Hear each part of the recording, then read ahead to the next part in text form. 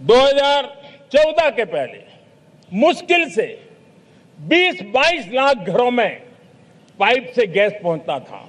आज 1.25 करोड़ घरों में पाइप से गैस पहुंचाने का काम हो रहा है। 12 वर्ष पहले देश में सोलर एनर्जी की कैपेसिटी सिर्फ 2 गीगावाट थी। 2 गीगावाट, आज 160 गीगावाट हमने प्राप्त किया है लक्ष्य। मेरे प्यारे देशवासियों, मैं एक और जानकारी देता हूं। हमने इसका लाभ देश के मध्यम वर्ग को, सामान्य परिवार को मिले, इस तरफ भी उतना ही ध्यान केंद्रित किया। हमने पीएम सूर्यघर मुफ्त बिजली योजना चालू की और आज मुझे संतोष है कि इतने कम समय में 50 लाख घरों का सोलर एनर्जी का काम हम आंकड़ा पार कर चुके हैं। तेजी से चल रहा है और इसके कारण हजारों घरों का बिजली बिल 0 हो गया है। हजारों घर अपनी बिजली का उपयोग करने से अतिरिक्त बिजली आज बेच करके कमाई कर रहे हैं। हर परिवार को हम इस काम के लिए 80,000 रुपया सरकार की तरफ से एक एक परिवार को मदद दी जा रही है। तब जाकर के हम इस काम को पूरा कर रहे हैं। मेरे प्यारे देशवासियों, आपको जानकर के हैरानी होगी, ये जो हमारी रेलवे है उसका इलेक्ट्रिफिकेशन का काम हमारे देश में 1925 में शुरू हुआ था।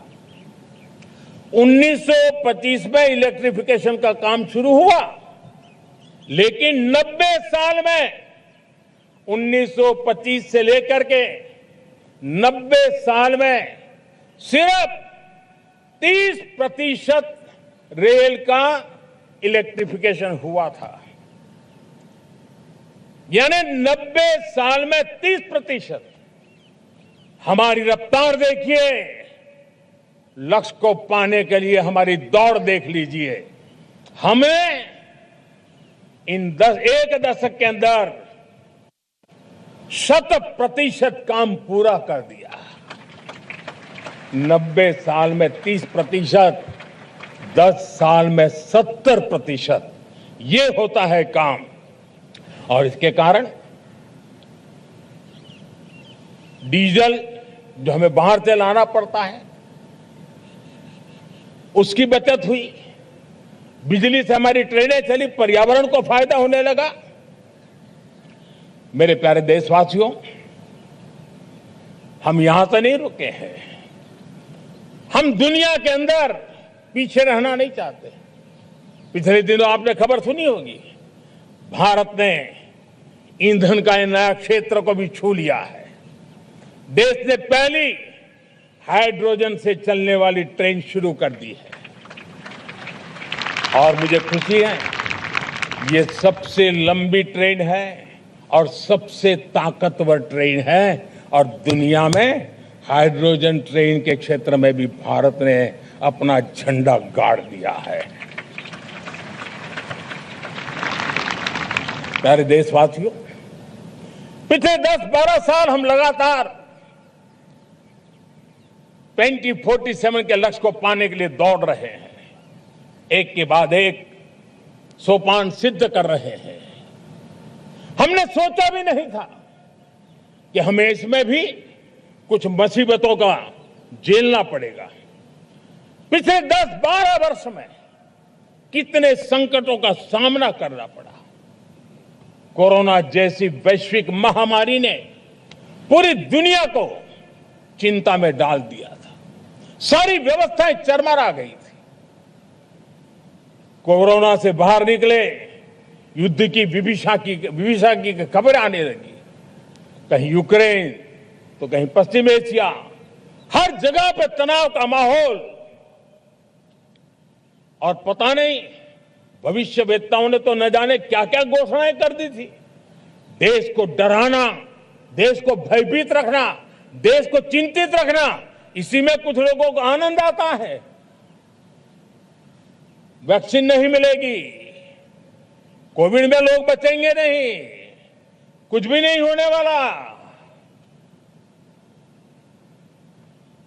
वेस्ट एशिया का क्राइसिस आया, पेट्रोल पंप पे पेट्रोल नहीं मिलेगा, गैस नहीं मिलेगा, डीजल नहीं मिलेगा, फर्टिलाइजर नहीं मिलेगा। सारी दुनिया भर की अफवाहें फैला करके भारत के लोगों को भयभीत करने का, डराने का, चिंता के अंदर डुबो देने का कुछ लोगों को आनंद आ रहा था। लेकिन देश ने देख लिया कि पिछले 10-12 साल की सुविचारित योजनाएं रंग ला रही है और हम इतने बड़े संकट के बावजूद भी नागरिक देवो भव के मंत्र को लेकर के जीते हुए भारत ने जो तैयारियां की थी, एक के बाद एक कदम उठाया था। सोचा नहीं था कि संकट आएगा, लेकिन उस संकट के समय में ये सारी चीजें काम आ गई और आज देश में गैस भी है, पेट्रोल भी है, यूरिया भी है। हम अपनी ताकत के ऊपर खड़े हो रहे, चल रहे। मेरे प्यारे देशवासियों, दुनिया के इन संकटों का प्रभाव हर किसी पर हुआ, हम भी अछूते नहीं। यूरिया के दाम दुनिया में 3,000 रुपया पहुंच गए एक बोरी का। आज भी हम मेरे देश के किसानों को वो बोझ सहने के लिए मजबूर नहीं कर रहे। सरकार अपने कंधों पर वो बोझ उठा रहा है और दुनिया से जो 3,000 रुपया में यूरिया का बोरा हमें मिलता है, वो हमारे किसानों को हम सिर्फ 300 रुपये में दे पाते हैं। इतना ही नहीं, डीएपी आज दुनिया में बाजार 5,000 पहुंच चुका है, लेकिन मेरे देश के किसानों को दिक्कत ना हो इसलिए 1,350 रुपए में आज भी डीएपी देने का काम हम कर रहे हैं। मेरे प्यारे देशवासियों, एक समय था जब मैं आत्मनिर्भरता की बात कर रहा था तो कुछ लोग एयर कंडीशन चैम्बर में बैठ करके सोचने वाले लोग हमें बता रहे थे ग्लोबलाइजेशन का क्या होगा। लेकिन दुनिया देख रही है कि पिछले एक दशक में ऐसा लग रहा है कि दुनिया ने ग्लोबलाइजेशन बोलना ही बंद कर दिया है। जहां से ग्लोबलाइजेशन की आवाज आती थी वो बंद सुनाई नहीं देती है। दुनिया का हर देश अपनी अपनी संभालों के मिजाज की तरफ गया है। लेकिन दुर्भाग्य से इस संकट के कालखंड में कुछ लोगों ने अपना रुतबा दिखाने के लिए संसाधनों को वेपनाइज करने का खेल खेला है। दुनिया अपने पास जो कुछ भी है उसको वेपनाइज करने में लगी है। संसाधनों का वेपनाइज, रिसोर्स का वेपनाइज, पेट्रोल, डीजल, फर्टिलाइजर्स, दवाइयां, टेक्नोलॉजी की चिप्स, इतना ही नहीं भूभाग को भी वेपनाइज किया जा रहा है। और ऐसे समय अगर हम आत्मनिर्भर के मंत्र को लेकर 10 साल सही दिशा में न चले होते तो हम कल्पना कर सकते हैं कि ऐसी चुनौतियों का मजबूती से मुकाबला कैसे करते। और हमारी तैयारियां निरंतर बढ़ती जा रही है। मेरे प्यारे देशवासियों, दूसरी तरफ आज भारत का प्रोफाइल पूरी तरफ बढ़ रहा है। आज भारत दुनिया के लिए एक स्वीकृत और सम्मानीय देश के रूप में बन रहा है।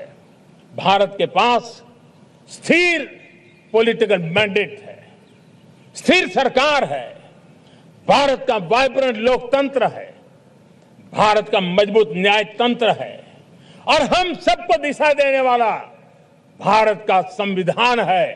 और अब दुनिया हमारे इन सामर्थ्य को पहचानने लगी है और इसलिए 2014 के बाद दुनिया करीब करीब 40 देशों के साथ हमारा एफटीए एग्रीमेंट हो रहा है।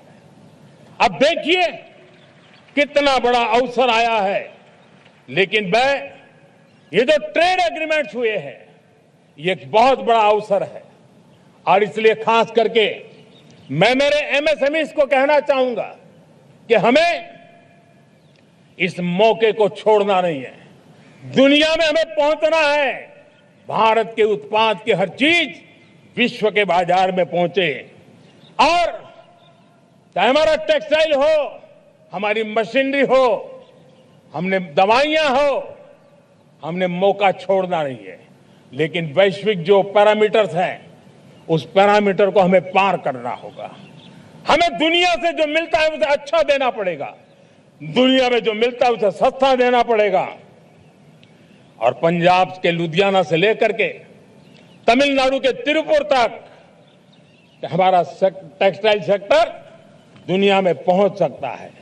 इतना ही नहीं, केरलम से लेकर के गुजरात और तमिलनाडु से लेकर के बंगाल, ये हमारा समुद्री तट, हमारे मछुआरे भाई बहन आज इस एफटीए के कारण हमारे श्रिप यानी झींगा, उसके एक्सपोर्ट की बहुत संभावना बनी है। हमारे सी फूड की दुनिया में पहुंच बनने की संभावना पड़ी हुई है। और इसलिए मैं चाहूंगा कि हम इस परिस्थिति का फायदा उठाते हुए, हम आगे चलते हुए, हम इन कामों को पार करने के लिए प्रयास करें।